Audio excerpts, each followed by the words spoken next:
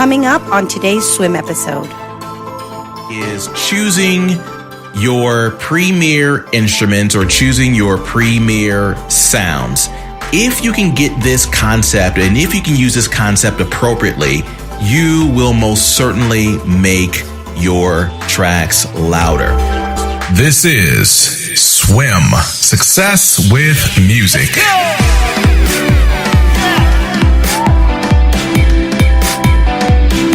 Yo, what up, music fam? This is Walt, and we are back. This is Success with Music. I am your music coach. And again, you're listening to the Swim Podcast. Hey, this is a podcast for singers, songwriters, beat makers, music students. Hey, you know that we are about the music life. And if you didn't know before, now you know. I appreciate you guys tuning in for a brand new episode of our podcast. If this is your first time joining us, know that we're picking up on a multi-part series, and it all has to do with how to make your track louder, how to make your music louder, how to make it compete with commercially released material. So to keep things straight, we are on episode 48 today. But if this is your first time joining us, know that episode 47 is where you want to begin, because we're talking about, as I mentioned, making your track louder. But the way that we're doing it is we're building on concepts. So the things that I mentioned in episode 47 will correlate to what we're doing today. Again, today is the next stepping stone for making those tracks bang.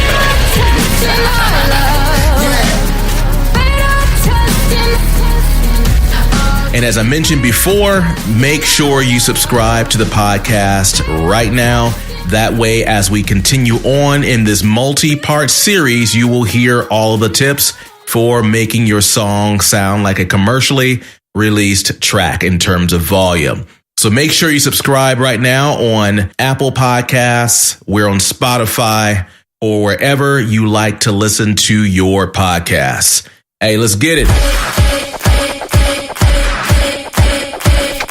All right, so we're back at it, right? So we're here on part 2, and we're going to be getting into some more tips about making your song louder, bigger, fuller. And it's funny, just this week, I was at the gym, and I was listening to Spotify, and I listened to a certain channel or a certain playlist on Spotify. I'm kind of digging it. They have a lot of nice music in rotation. I get to check out new artists, and I'm just doing my thing, working out, trying to grind it out.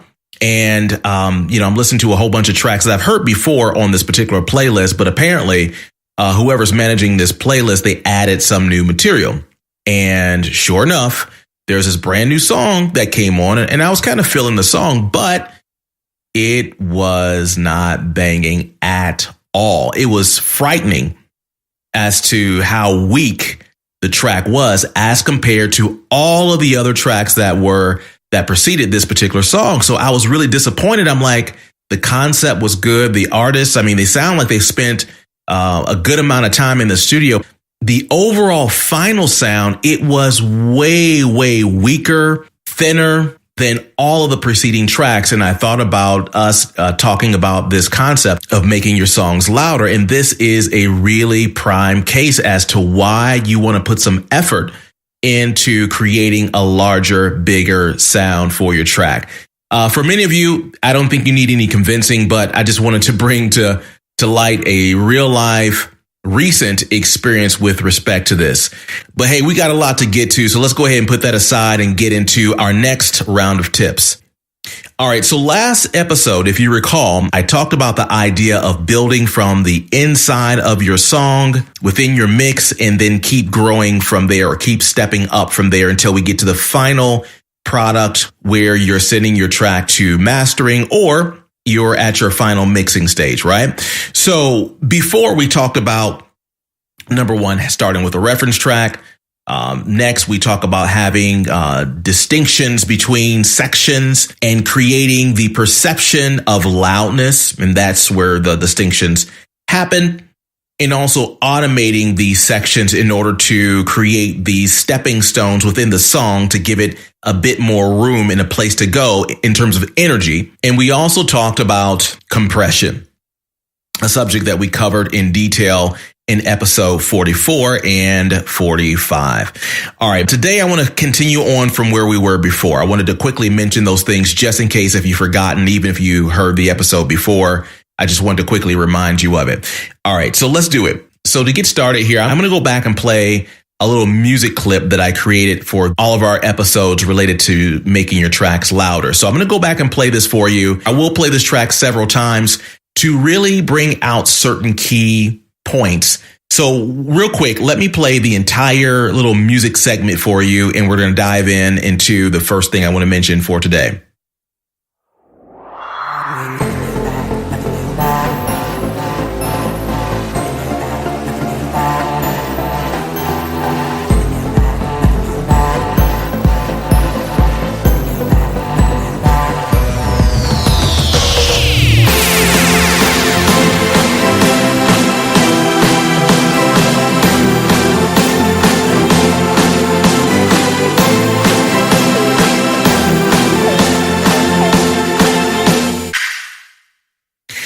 All right, so there's the track. So today I want to talk about the first thing here, and that is choosing your premier instruments or choosing your premier sounds.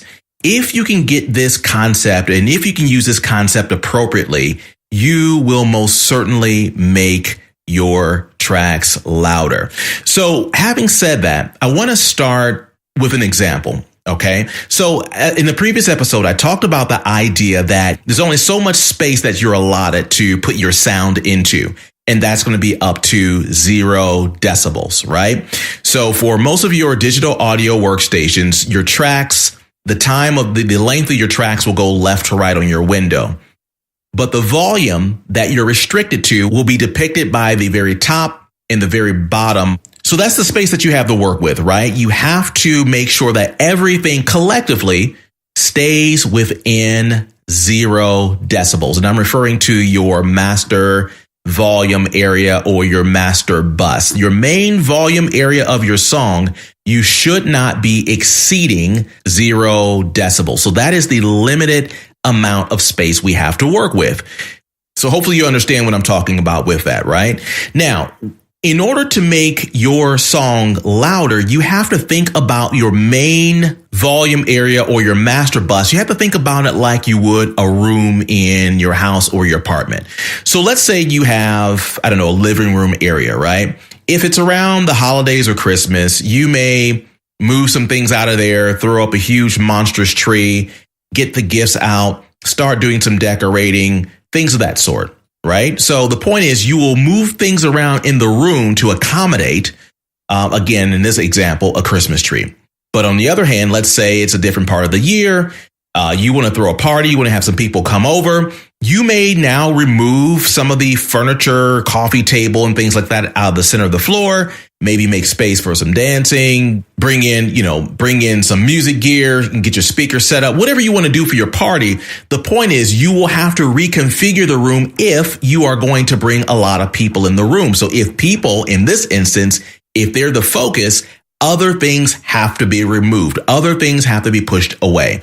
And if you were, let's say, having someone sleep over at your place over the weekend or what have you, have family members coming in, you may throw, like, let's say, an air mattress in the middle of the floor, throw some blankets there, rearrange some things so someone can crash in that space. The point is, the space has to be reconfigured for the purpose in which it's being used for. It's common sense when it comes to the real world, right? So, for instance, you would never in the real world have a Christmas tree up, have your air mattress up, have blankets in the living room, have all kinds of like presents and gifts and decorations. For people like that, they call them hoarders. And hoarders, most agree that there's some type of problem when you have way too much in one space and you refuse to get rid of that stuff in that space. You have to make some determinations as to what's a priority. So think about what I'm saying. I think this is a very, very major key point.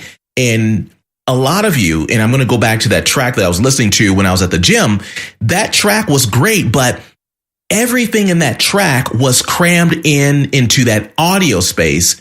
Number one, it was just overall just very weak. But two, I felt like nothing really took prominence at the various parts of this song. And that's really what I'm alluding to right now in terms of making your track louder.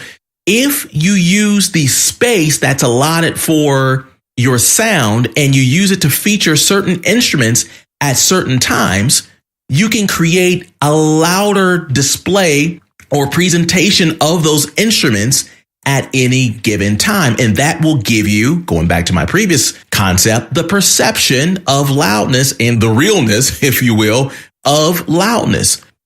Okay, so let me pause here and I'm going to go back and I'm going to play this track again. Now, as you listen to this track, for each section, for the most part, I have chosen two predominant sounds that should rule over each section. There's a lot of things going on in this track, but I'm talking about in the intro of this little piece and the tail end of this little piece, I have chosen key sounds that will stand out as the prominent thing for my audio space. All right, let me go back and play it again. Here we go.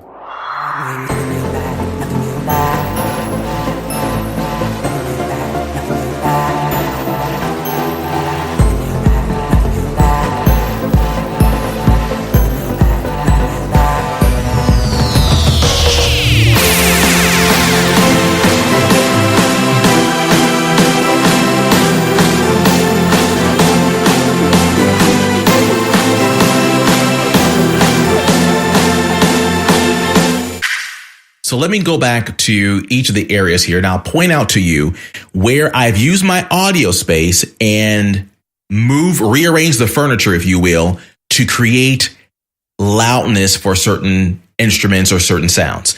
Now, when the track starts, one of the first things that I'm looking to have as a prominent sound is my synth sound. Now, if you're paying attention, you will hear a vocal sample in the background.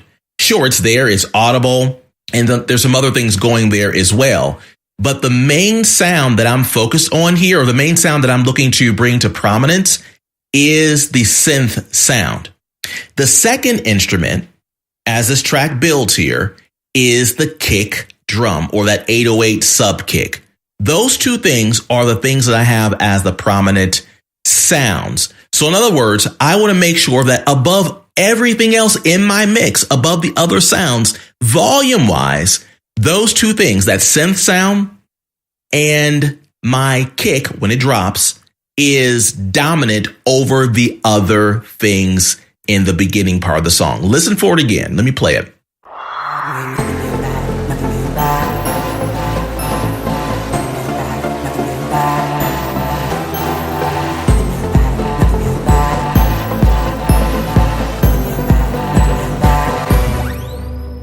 And just let me point this out here. When I say synth, I'm talking about the combination of that low synth with that fast moving synth. One more time.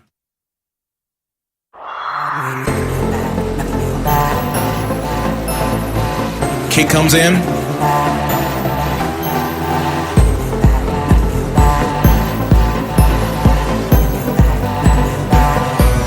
So that's what I'm talking about. In that space right there, I want the synth, those two synths to kind of take center stage. So I'm kind of making that as one thing, the synths.